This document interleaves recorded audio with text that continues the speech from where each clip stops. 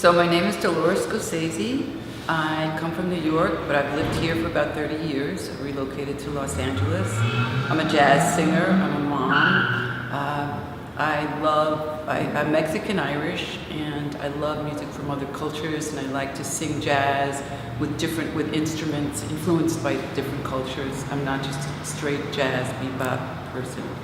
I love animals, nature, my friends, my family, and did I say I studied acting for 5 years with J.D. Lewis, who's a world traveler now, going around the world doing good for different countries with his sons.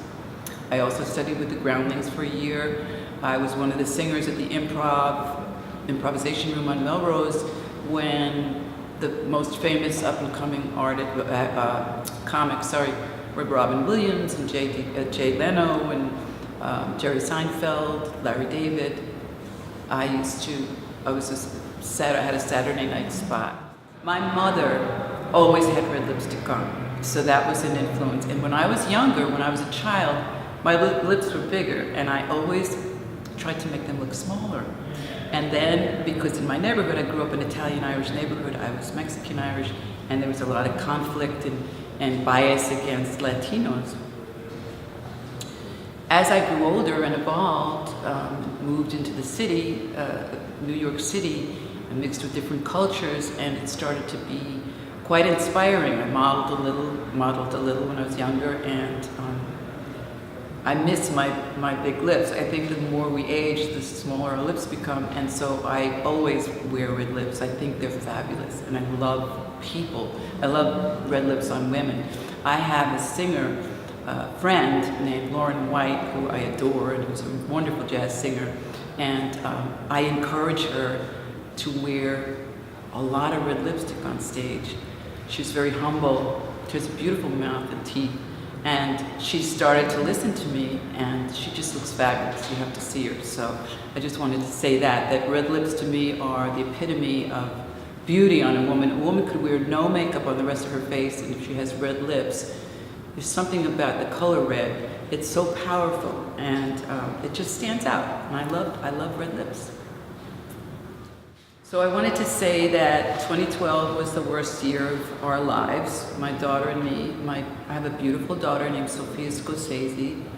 She's my only child, and she has a rare condition that she was born with that we had no idea she had. She was just bopping along being a 25-year-old, and she had a bleed on her brainstem, and the brainstem controls all your motor skills.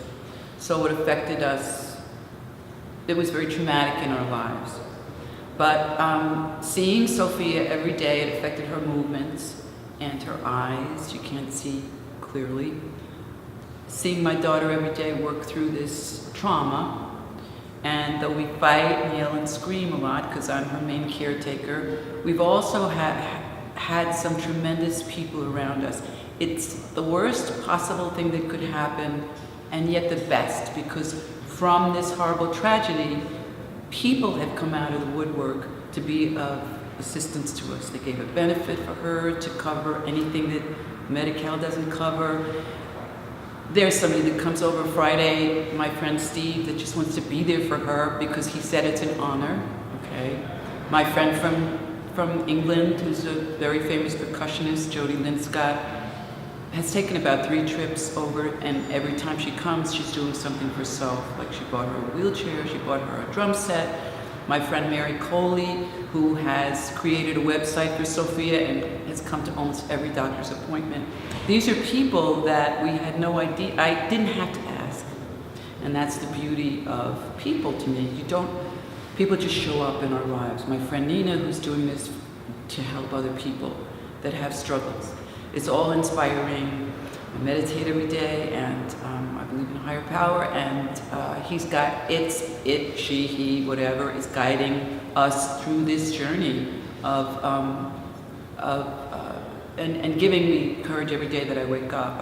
It's a struggle, but I feel assisted. That's how I feel. And I am so grateful every time Soph thinks that we fight and she thinks that she's a burden to me.